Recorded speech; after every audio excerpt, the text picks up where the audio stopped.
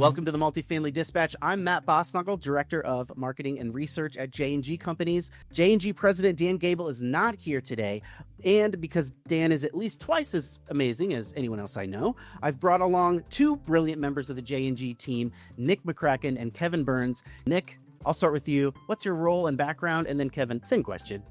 Yeah, so thanks for having me on, Matt. Really appreciate the opportunity. I'm Nick McCrackin, the Director of Acquisitions here at J&G Companies, and I'm responsible for all of the acquisition, underwriting, and deal formation, broker relationships that bring us to the investment opportunities that we're able to share with our investors.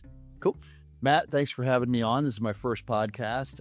My name's Kevin Burns, and I serve as VP of Investor Relations. I am the intermediary between our investors and kind of the bridge between the firm and our prospective investors, as well as our existing investors. Great, thanks. Thank you again for joining us, Nick and Kevin. I'm super excited to jump right into the discussion this week. There's an updated multifamily outlook from Yardi Matrix that gives us the clearest view yet, I think, of what to expect in the near to medium term. And we've got some insights into multifamily supply trends. But first, I want to zoom way out and take a longer view of the housing market. And the Mortgage Bankers Association just published a very interesting white paper on where the housing market is headed in the next couple of decades. So the title of this report is kind of harsh. It's called The Implications of a Persistent Slowing in Housing Demand. And it details the slowing trends in household formation projected over the next 20 years. I think that this is a really important topic that's covered very well in this report, but we have a few ideas of our own here at J&G, and I think that we're going to clarify some of these trends in a productive way for investors. I do love the way that the report opens. We get a nice trip down memory lane as they rehash the housing shortage narrative that we're all comfortable with. And I'll just rehash it right here because it's fun. Post-2008 financial crisis, millennial household growth was booming, and we didn't build enough homes to keep up. We needed upwards of 5 million, maybe 7 million new homes. We couldn't, we can't, we never will build fast enough to sate this ravenous beast of housing demand. That's the story I love. It's the beast. But build we did, especially in the low-rate post-pandemic era. But when interest rates went back up in more recent years, homeowners didn't want to sell because they didn't want to take on higher mortgage costs. So that also kind of limited the supply and kept the demand high. Home buying, unaffordable. Everyone's going to be a renter forever. That's the narrative, right? And that's fine because all the financial experts tell me that home buying is a bad investment anyways. We built more apartments, but it'll never be enough. We need more housing. That's the full, I know I'm laying it on thick, but that's the narrative and the setup for the report. And then they just kind of take a baseball bat to that whole entire housing narrative. They say by 2025, demographic conditions shifted. Demand cooled at the same time that new supply hit the market. In the recent period, vacancy rates climbed, rent growth stalled, and for-sale inventories rose. These trends were most pronounced in Sunbelt markets. Housing remains expensive relative to income, but affordability is improving as income growth outpaces price and rent gains in many markets. So household formation slowed down, and it's set to slow down even further in the coming decades. Another quote here: if construction remains elevated, supply growth could outpace demand growth, pushing home prices lower. These trends carry meaningful implications for homeowners and the mortgage industry, including risks to origination volumes, borrower equity, and credit performance. Here's where I'll kind of remind people the source is the Mortgage Bankers Association. It's not necessarily RealPage or CoStar or Marcus and Millichap. They're coming at it from the perspective of mortgages and mortgage demand, but they're also highlighting a lot of broader movements in the housing market that I think investors and homeowners should probably pay attention to. But yes, the housing shortage narrative that this report is calling into question is one that continues to drive construction and investment. That continues to be a pretty dominant, I think it's the dominant narrative at this moment. It's driving all that apartment demand, but the counter narrative is, I think, equally compelling, and they have some numbers to back it up here. So they say that the Congressional Budget Office's January 2026 estimate of the population in 2035 is 6.8 million lower than its January 2025 estimate. And the overall population is projected to increase from 349 million today to 364 million people in 2056. Now, that 364 million is an important number because in 2025, we thought the U.S. population would get to that 364 in 10 years. Now, in 2026, we think it'll take 30 years for the population to reach that 364 million number. A lot has changed, I guess, in that time period, and a lot of it is immigration, but there's other factors as well. And this graph on page 6 of this 26-page report shows how much these estimates have changed. Viewers may notice a distinctly straight line as these estimates project farther in the future. Keep that in mind because I will get to that. All right. People are having less babies. And because older baby boomers are a much larger demographic than younger generations, the natural population change, which is like births minus death, there are projections that population growth, this natural change, is going to be negative by 2030. So if natural population change is shrinking so much, that makes immigration an even larger factor in population growth and, by extension, household growth. As this MBA report projects, household growth could fall 15% in the next 10 years. And in 2035 to 2045, household growth could be 50% lower than it was from 2010 to 2020. And that's just kind of a demographic thing. But also, of course, immigration is a part of that. And supply also is a part of the picture as well. The apartment market is still working through that dramatic increase in housing supply, and single-family housing supply has seen a similar, although like a little less pronounced, increase in supply. Multifamily supply growth has come down a little bit, but they're still above pre-pandemic levels. And we'll hear from RealPage and Yardi Matrix on that topic as well. So if you've got 11.3 million in household growth projected in the next 10 years. What about housing supply? Well, they project that to be 12.6 million. So that's 1.3 million additional homes, which I would suspect would like increase housing affordability significantly. But the angle that the Mortgage Bankers Association is framing it here is that these values could lead to homeowners being underwater on their mortgages. I bring this up because in the great financial crisis, home prices went down considerably. People weren't all cheering in the streets because home prices were low and housing was more affordable. The headline in all the newspapers was, yeah, we're underwater on our mortgage. This is a housing crisis. And so more often than not, we'll probably hear from the perspective of homeowners with lower home values than we will from like the home buyers that could suddenly afford cheaper homes. Yeah. That's just my prediction. Yeah. But of course, I think actually the regional story is incredibly relevant here. This white paper explains how most states in the Northeast and Midwest have experienced persistently lower for sale inventory over the past 5 years. These inventory patterns are closely related to house price growth from 2020 to 2025, which has been stronger in the Northeast and Midwest than the South and West. Now, I think that claim is a little weaker on the second part of that claim, because if you look at the maps they have here, if you look at this home price growth map, you can see, yes, the Midwest generally has like 47%, 50% in home price growth from 2020 to 2025, which is nothing to sneeze at. But so did Florida and Arizona, 45%, the Carolinas at 54% and 58%. So it's not, I think that the home price growth was relatively uniform actually throughout the nation, maybe slightly higher in the Midwest and Northeast, but not dramatically so. But the real dramatic difference was there were a lot less active home listings in that time. So my general point is, I don't think that the Midwest home prices grew enough relative to their fewer listings compared to the South. Right. So the authors also point to a study finding that in the pre-pandemic decade, there was net positive migration into affordable, not large metro areas and mid-sized metro areas, while there were net losses in migration from high-cost metro areas and small and rural metro areas. And the white paper notes that this movement to more affordable areas has continued since the pandemic. I'll add here, I just remember reading about this kind of phenomenon, especially during the pandemic, and the flight was not necessarily from like one metro to another. It was more of from one metro to its cheaper suburb. But I do think that this regional element is maybe the most important wrinkle in this white paper's findings. Housing development has been concentrated in the South and West, and that drives down home prices. But housing is still more expensive in the South and West compared to the Midwest. And if you look at home prices here, just the raw home prices, you can see how actually, wow, it is more expensive along California, Texas, the Southeast, and the West, a lot more than the Midwest. Certainly, I would say the Midwest has probably got the cheapest housing in the nation. Right. The most affordable. Sorry.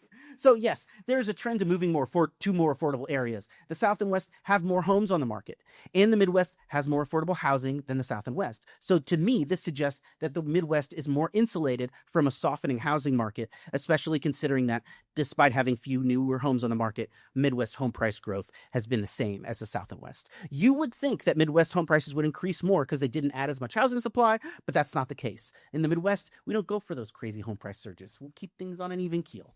All right. So finally, I want to get back to my thoughts on these projections and extrapolations here on the MBA white paper. Firstly, at just a glance, you can see these perfect straight lines in some of their projections. And that contrasts a lot, I think, with the ups and downs in their recorded data. My point here is that things are going to change a lot. I understand that it's sloppy and impossible work to try and recreate the future ups and downs and changes in population growth or housing supply, just because you're kind of trying to make a consistent point and you want to make a consistent projection of that. I'm just saying that any projection that you do make, it's not going to be perfect. Take it with a little bit of a grain of salt. Things will change that you do not anticipate. Secondly, there's a lot of specific things that could bring about these unanticipated changes. On the demand side, immigration policy could change in the future. And on the supply side, developers could maybe respond to this lower demand for housing by building less. I mean, at a certain point, it would become uneconomical for builders to build more buildings. Although I will say, like, the stereotype of builders is they'll build no matter what. No one can stop them ever. Again, I think this is a really valuable white paper that addresses a serious issue that isn't talked about a lot, which is the potential for lower housing demand in the coming decades. But I also think that housing demand is not going to inevitably fall, and it's not going to be consistent throughout the nation. The regional differences in housing supply and demand could be larger, I think, than the national changes that this white paper is following in housing supply and household growth, with the Midwest being insulated and stable more so than the South and West. I really like, you could tell I was on a roll. I really enjoyed reading this. And I know that there was papers, I remember one from Cushman and Wakefield that highlighted these demographic shifts in the coming decades. And that was really early in the pandemic. I just couldn't find it.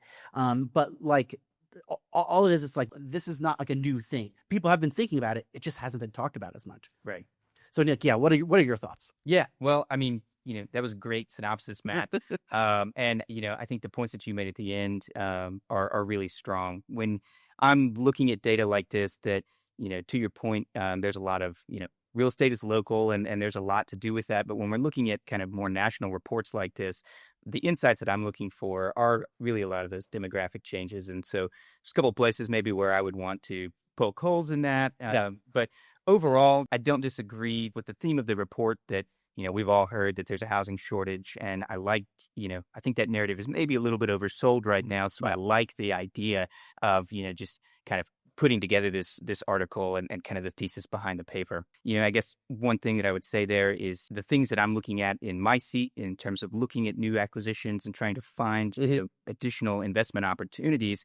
They point out in the paper that the rent dynamics are obviously still favoring renting versus owning. That doesn't seem like that's going to, maybe meaningfully change. Another point to bring up from this was, they talked a lot about the changes in active home listings. To me, that's really more potentially a supply story that rather than a demand story, which I think is the argument that the paper's trying to make. Okay. And with those home listings, I think we're looking at data from the shift from 2020 to 2025. And we've got, a lot of people in 3% mortgage rates that probably don't want to give that up. I know So the change in home listings is not necessarily a reflection of the amount of homes that were built. It's just like how many people total sold their homes. Yeah, well, or how many people want to do that, Yeah, right? yeah. And I think a lot of people probably don't want to do that. If we look at our, renter portfolio, last year we saw a lot of more renewals and more renewal growth rather than new lease trade out growth. And so, to me, that kind of pointed to a lot of the uncertainty. We had the tariffs and all of those things that kind of have sprung up. And so I think there was a lot of economic uncertainty. People don't have to move and they can just stay put and try to figure out what's going on. Yeah. There's probably a lot more of that. But the fertility rate data and kind of some of the population data about the older generation and kind of where that is going in terms of our replacement and our growth, I do think that stuff's interesting on a national level and kind of worth calling out. But overall, I don't know that as I view kind of and take in this report that I'm, hitting the panic alarm, wanting to eject, but rather saying, hey, look, well, how are the developers that, to your point, maybe always are looking to put a shovel in the ground or need to do so, how are they going to react to this? I think as long as that developer pool is just kind of, continues to get in line, acquisitions or investment opportunities on existing stable product, I think are still not really at risk.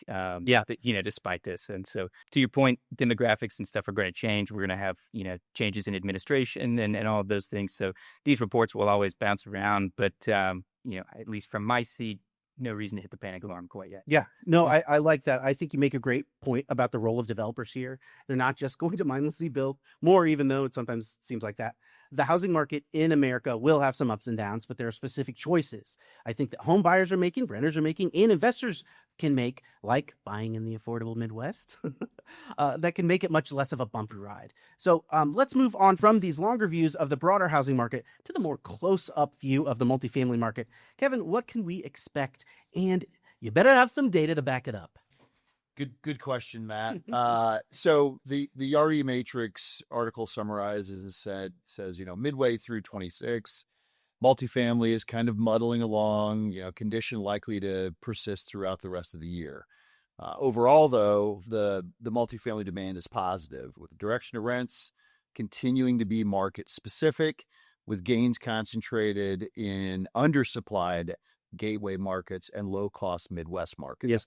Kind of to your point earlier about the steady eddy of the Midwest.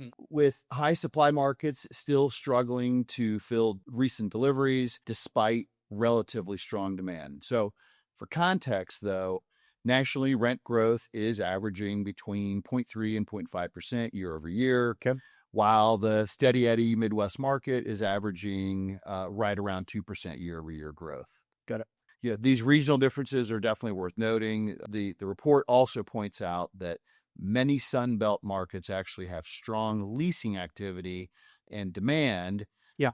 However, the problem isn't demand, it's too much new supply. Yeah. Austin rents, for example, have fallen nearly 15% since 2023. Atlanta, Orlando, Denver, they're all facing similar challenges because developers build too much product. Yeah.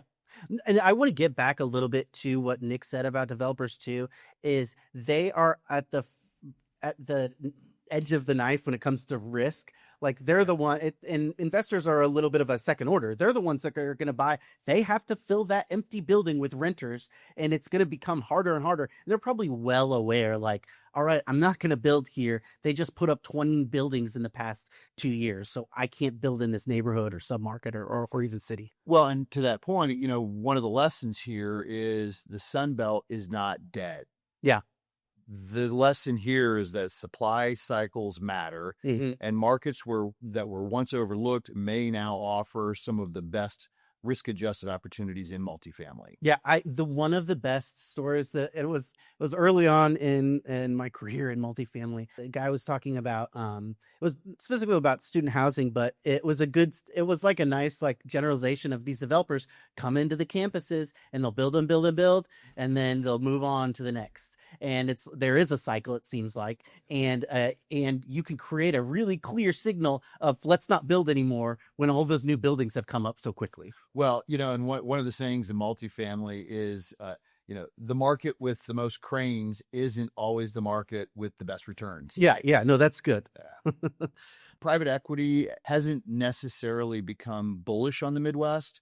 It's just become less bullish on the Sun Belt. Okay. Yeah. One of the things that I noticed was it talks about capital markets volume and that being down about 10.7% year on year. Yeah.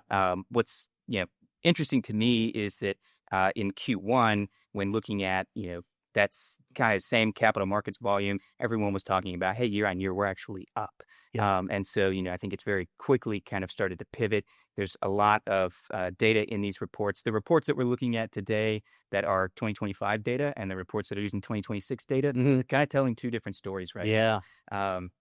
But on this capital markets volume, really what stood out to me is what I'm seeing is, and what this is kind of showing me is that, sellers really aren't wanting to sell at where prices currently are, where the market is valuing them at least. And, refinances at current rates are probably not accretive unless there's probably not that many buildings that had, or construction projects that had rates that are much higher than what they could refinance to now. Yeah. So if you don't need to refinance now. But how is that different from last year or 2024 or 2023? one, it's a lot of the seller volume, the market transaction volume. I think that is where, right now we're really in a slump. Yeah.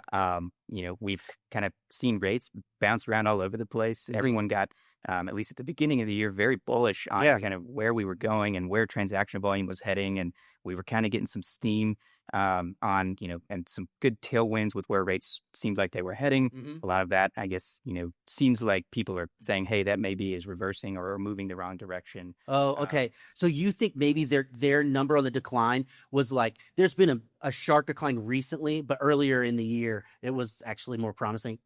Yeah, well, I think a lot of things too are like, when we look at that year-over-year data, I guess the Q1 data for that, you're looking at, well, there was really not a lot of transaction, I guess, or volume or refinance volume, capital markets volume in Q1 of 25. Okay, Right? got So it. then you go to Q1 of 26, there's a big pop there. Now that kind of falls off, and we're looking at, really Q2 and so forth. And that's, we're seeing a lot now where that's kind of starting to show slumps.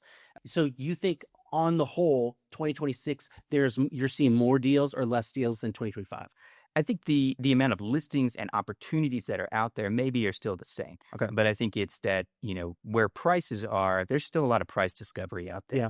Prices aren't getting done where deals are being brought out at. I think some people are waiting on distress, all of that stuff. But overall, what's actually getting to a closing table seems to be less and less today than last year. And so kind of all that to say, this capital markets volume being down, that really points to me that, the sentiment has really just changed. And a lot of people are holding, kind of still waiting for those clear skies that we thought maybe we were going to get this year. Yeah. So, yeah.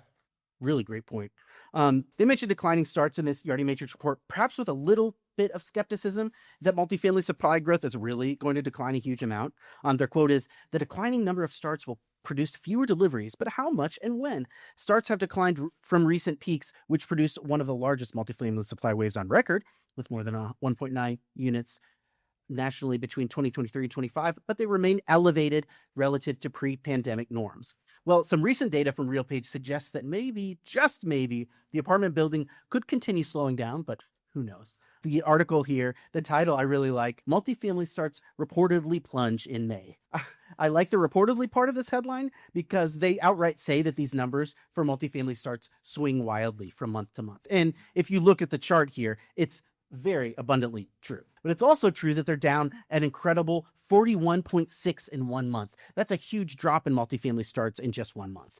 Is this typical volatility, an expected downstream effect of the conflict in Iran? Is it high rates, lower demand and oversupplied metros?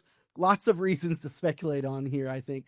They don't really provide those reasons in the RealPage article. It's more that, like, yes, these things can swing wildly. Let's reassess. But I just think it's a bunch of Sunbelt developers taking less projects because it's harder to fill up all those new apartments with renters. Yeah.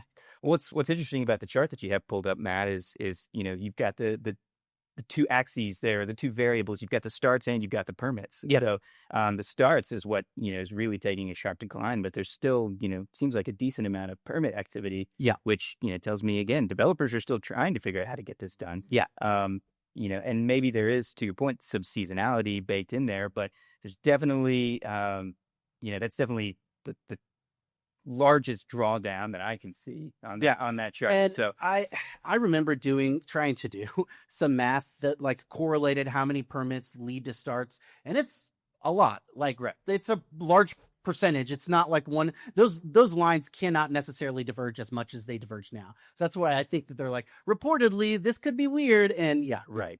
Yeah. Again, from my seat and kind of looking at these reports and what I want to take away into, the underwriting and the sourcing of opportunities, I think, I've been able to see kind of on the front end, and maybe it's because of permitting and construction and lease up, all of that stuff.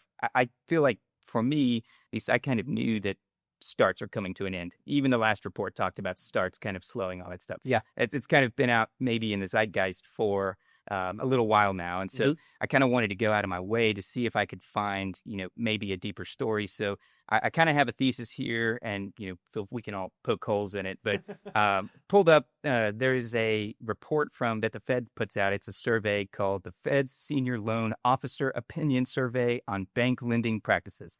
And so for April, they released, I guess, really the Q1 report for that. Okay. And, this survey, it takes, 64 regional banks, and just kind of surveys them across, all types of different lending platforms, their construction loans, their single family loans, all of that stuff. Okay. And what I thought was interesting here is there's kind of a divide there. We have a chart pulled up, but, doesn't necessarily talk about the split that maybe some of the summary in the actual report does, which is that the larger banks are saying, hey, look, we're trying to widen our credit box, and we're seeing more demand for construction and kind of loan activity on that front. All of the smaller banks are saying, actually, we're tightening our credit box, and we are seeing less demand. We are a little bit more skittish about lending on these construction projects. Yeah. So what I thought was interesting is, again, these are 64 U.S. domestic banks. Yeah. Not every, credit union, not every regional local bank, right? So if I can assume here that the regional and local banks are kind of also probably falling into that category with the smaller banks that were surveyed, Yeah. my thought is that these are the banks that are probably seeing trouble, right? Mhm. And as a whole, on the aggregate, that's probably, a lot of liquidity that the credit box is tightening on. And, my thought here is the ground up multifamily, is what's on those banks' balance sheets today. Yeah. The stuff that's already been built, the stuff that's in lease up, the stuff that is being constructed right now. Are they seeing trouble with that on their performance or on their DSCR coverage ratios? Yeah, stuff that's making them get skittish and kind of tighten their credit box. Yeah. And so, for me, it's kind of a, can we make the assumption, and in some ways, I feel like I'm inclined to believe that, the developers and the banks that are lending to them are kind of already seeing, hey, we're kind of having some trouble with what we've already got built. So I'm not going to be too quick to pull the trigger and get another shovel in the ground when I've still got, this loan to pay off, and, this lease up to finish, and those sorts of things. So that's really interesting. And just kind of how the signal kind of processes through, whether it's the developers or the banks, and kind of both of them. It wouldn't be hard to convince me that developers are holding off their construction projects for any of a number of reasons, whether it's anticipating lower demand or it's more difficult for them to refinance their projects, or to finance their projects. Sorry. But even though the monthly numbers swing wildly, if you look at the longer term trend in these starts numbers, and I want to bring those up again, you can see that actually it is increasing since March 2024 to now. And that's both the starts and the permits. And that may be why there was some reticence at saying that they're down significantly. So they're reportedly down, because the longer term trend is more compelling, I think, in that it's just going up and kind of recovering from the downturn that we saw after the supply wave. So now we are in some kind of weird second, third, we're well past the supply wave and well into the recovery, and maybe there is a downturn now after the recovery of, I don't know what's going to happen. Right. And yes, I think maybe the point is that the swings wildly. It may take a little more time, I think, to figure out these multifamily construction trends, just like it may take some time for those longer term trends in population growth and demographic change to fully develop. But we will be here at the Multifamily Dispatch and the Multifamily Dispatch newsletter, which you can subscribe to at www.themultifamilydispatch.com. And we'll be following all the important changes in the housing market and the economy every single week. Thanks again to my co-hosts today, Nick McCrackin and Kevin Burns. I hope you come back to the podcast soon. Nick, Kevin, we did it again. That's right. We did it, Matt. It was great to be on. A quick episode today, but, hopefully we'll, I'll be back and can deliver more hot takes soon. All right, sweet. Love it. Really enjoyed the podcast. Thanks. Thank you, Kevin. We'll see you next week on the Multifamily Dispatch. Thanks. All right. Thanks, everyone.